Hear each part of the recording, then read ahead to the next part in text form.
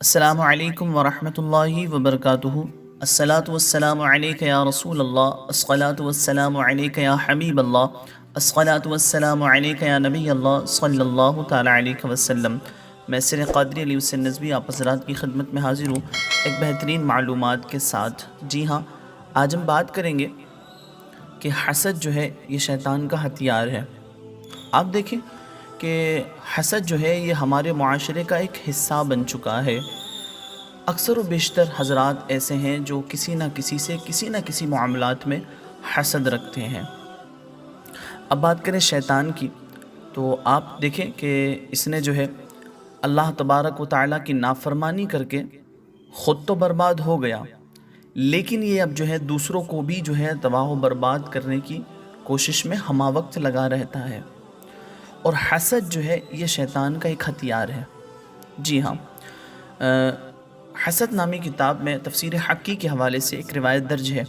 آپ دیکھیں کہ حضرت سیدنا نوح علی نبینا علیہ الصلاۃ والسلام نے اپنی قوم پر پانی کا عذاب آنے سے پہلے اللہ تبارک و تعالیٰ کے حکم سے ہر جنس کا ایک جوڑا کشتی میں سوار کیا اور خود بھی سوار ہوئے۔ تو آپ نے ایک اجنبی بوڑھے کو دیکھ کر کے پوچھا کہ تمہیں کس نے کشتی میں سوار کیا؟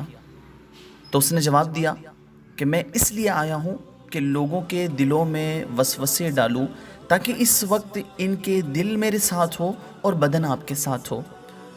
تو آپ نے ارشاد فرمایا، اللہ کے دشمن سفینے سے اتر جا کیونکہ تو مردود ہے۔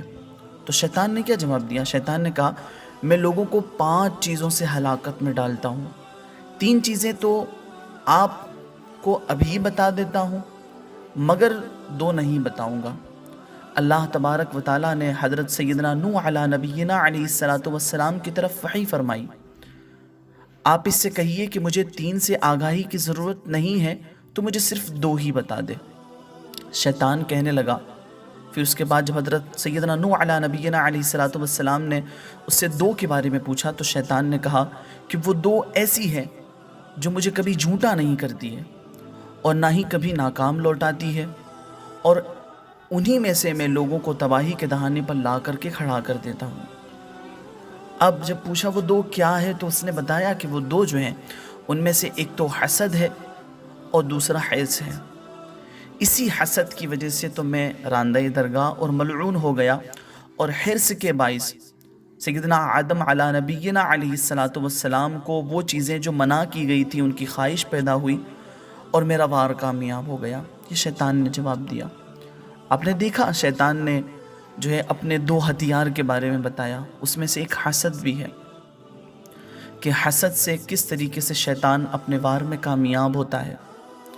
حسد کی جو صورتیں ناجائز یا ممنوع ہیں ان کا دنیا یا آخرت میں کچھ بھی فائدہ نہیں ہے بلکہ نقصان ہی نقصان ہے۔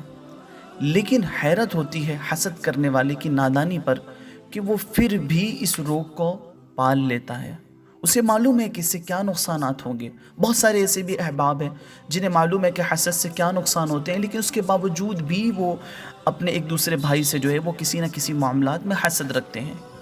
افسوس، آپ دیکھیں فتاوی رضویہ میں اعلیٰ حضرت امام احمد رضا خان فاضل بریلوی علیہ رحمت و رضوان ایک جگہ ارشاد فرماتے ہیں کہ حسد کی برائی محتاج بیان نہیں ہے۔ مطلب یعنی کہ معلوم ہے بہت ساروں کو کہ حسد کی برائی کیا ہے۔ آپ فرمانے کہ حسد کی برائی جو ہے محتاج بیان نہیں ہے، یعنی کہ ایسی کوئی یہ بیماری نہیں ہے کہ جس کے بارے میں کسی کو بتایا جائے کہ اس کے نقصانات کیا ہیں۔ بہت سارے ایسے لوگ ہیں جنہیں اس کے نقصانات معلوم ہے۔ اور ایک دوسری جگہ آپ ارشاد فرماتے ہیں، حسد ایسا مرض ہے جس کو لاحق ہو جائے ہلاک کر دیتا ہے۔ یعنی ایک ایسی بیماری ہے یہ کہ جس کو لگ جاتی ہے نا وہ اس کو برباد کر کے ہی چھوڑتی ہے، اسے یہاں بھی نقصان وہاں بھی نقصان، ہر طریقے سے اسے نقصان ہوتا ہے۔ حسد کرنے والے کو کبھی کسی طریقے سے فائدہ نہیں ہوتا ہے، اسے ہر طریقے سے نقصان ہی ہوتا ہے۔ حسد کے بہت سارے نقصانات ہیں، میں آپ کو آج 11 نقصان کے بارے میں بتاتا چلوں کہ حسد کرنے والوں کو 11 نقصانات کا سامنا ہو سکتا ہے۔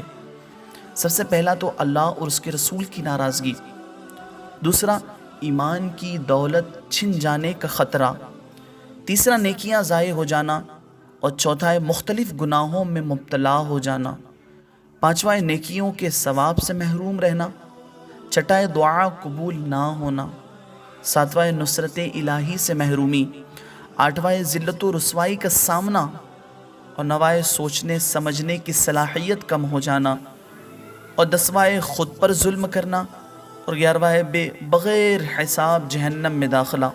अब इसकी बेशुमार इसकी तफसीलात है, अगर हम तफसील में जाएँ तो, लेकिन इंशाअल्लाह ताला फिर किसी मौके पर हम इन तफसीलात में जाएंगे।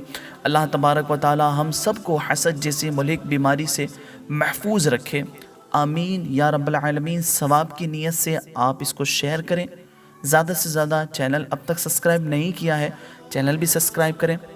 अल्लाह तबारक व ताला हम सबको अपने हिफ्ज़ व अमान में रखे। अस्सलामु अलैकुम व रहमतुल्लाहि व बरकातहू।